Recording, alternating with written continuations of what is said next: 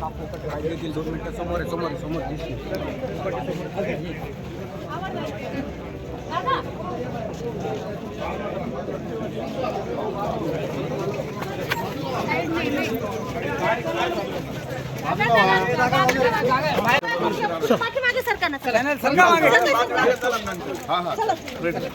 एक मिनिट हमारे थोडे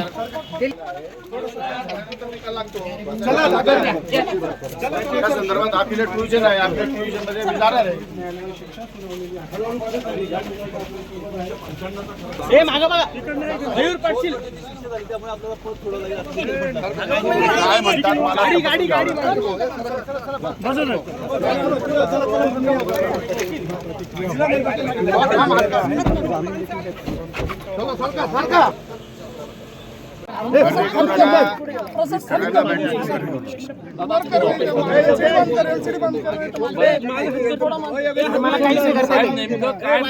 आणि काय नेमकी शिक्षा सुनावण्यात आली आपल्याकडनं काय नेमकं हे बघा,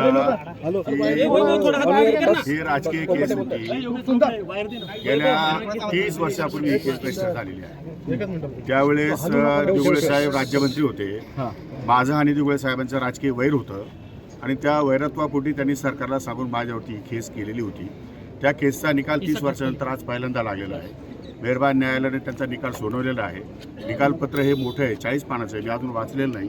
वाचून त्या संदर्भात मी आपल्याला व्यवस्थितपणे मार्गदर्शन करेन आपल्याकडनं आणि त्यासाठी मी अपील या ठिकाणी करण्याचा निर्णय घेतलेला आहे. आपल्याकडनं जामिनासाठी काही या ठिकाणी हा जामीन नियमाने कायद्यानुसार जे काही करता येईल ते सगळं केलेलं आहे. साहेब, पण जे सरकारी पक्ष होते त्यांचं असं म्हणणं होतं की आपण उत्पन्न कमी दाखवलं आणि सरकारचे सदनिका ह्या लाटल्या आणि जे 4 फ्लॅट घेतलेले होते त्यापैकी 4ची आपण आणि आपल्या भावाने त्या संदर्भात मी अजून जजमेंट वाचलेलं नाही. सरकार वकिलांचं काय म्हणणं तेही मला माहिती नाही.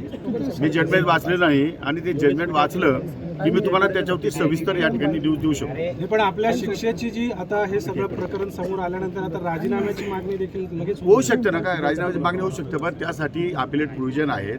राजकीयदृष्ट्या देशामध्ये अशा प्रकारचे अनेक निकाल झालेले आहेत आणि त्या दृष्टिकोनातून मी अपिलामध्ये जाणार आहे, हायकोर्टामध्ये जाणार आहे. त्यामुळे न्याय मागण्याचा अधिकार, जसा न्यायालयाला निकाल सुनावण्याचा अधिकार आहे तसा न्याय मागण्याचा अधिकार मला पण एक नागरिक बनून, त्यामुळे मी वरच्या कोर्टामध्ये न्याय मागणार. पण गेल्या काही वर्षांपासून जर म्हणजे धनंजय मुंडे असतील आता तुम्ही एकूणच कृषी मंत्री पण आज उपलब्ध झालेलं नाही. हे कृषी मंत्री झाल्यानंतर हे प्रकरण मुळात 30 वर्षापूर्वीच आहे. त्यामुळे आज झाले, ज्यावेळेस मी राजकारणात जस्ट प्रवेश केला होता, मी त्यावेळेस आमदार सुद्धा होतो की तुम्हाला माहित नाही. त्यामुळे तो काळ आणि आजचा काळचा मध्ये फरक आहे. त्याच्यानंतरच्या काळामध्ये दिगोळेंचे माझे संबंध सलोख्याचे पण निर्माण झाले. पण कायदेशीररित्या एखादी केस रजिस्टर झाल्यानंतर जो काही नियम असतो त्या नियमान्वये ती प्रोसेस होत असते. उशिरा प्रोसेस झाली, त्यामुळे आज निकाल लागलेला आहे. आज निकालामध्ये मेहरबान न्यायालयाने जो काही शिक्षा सुनावली त्या संदर्भात मी रितसर या ठिकाणी जामीन घेतलेला आहे आणि आपल्याला या ठिकाणी जाणार आहे.